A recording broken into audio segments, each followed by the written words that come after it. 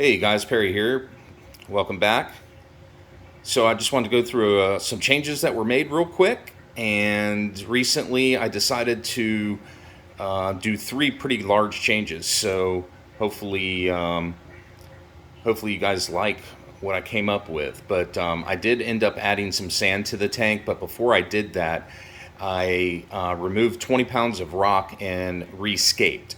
And the reason I did that is because I just could never move past the one centerpiece structure, from end to end. It's not how I've ever really scaped in the past. And given the tank is only 36 inches long, I always felt like, that was probably the most appropriate type of scape. But yeah, I just could never get past, just that rock pile.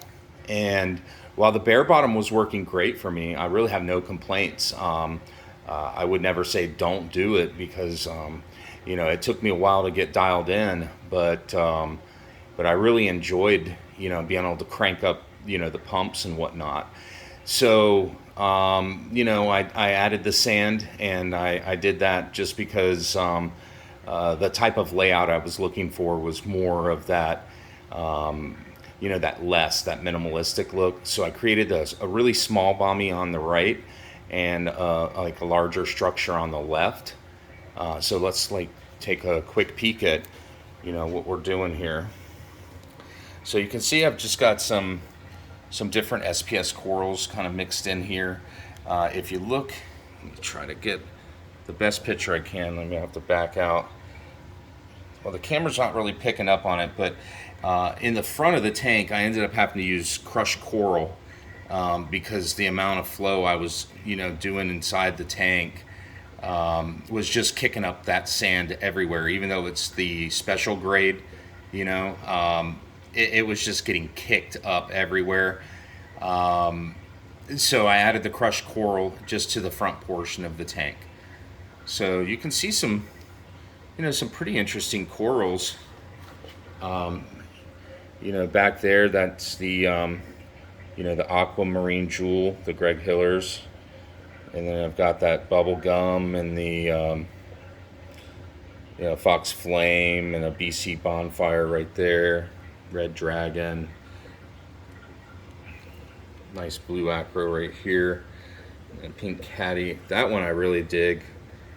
That's the, it's a really yellow coral.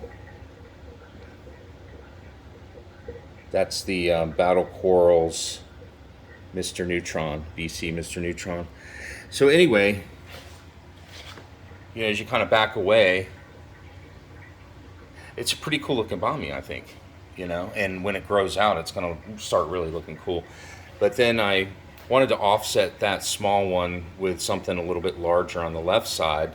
So this is the design, that I came up with.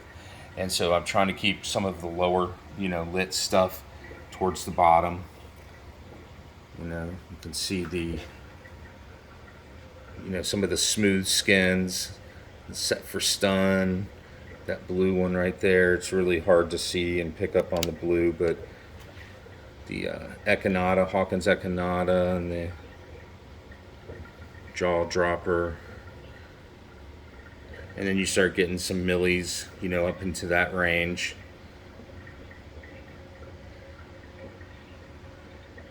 And then that top part actually connects to the overflow.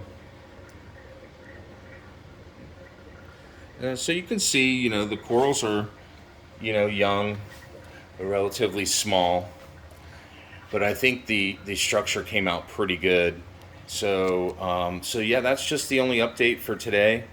I think the next video I'm going to probably start talking about, nutrients, where I'm keeping them.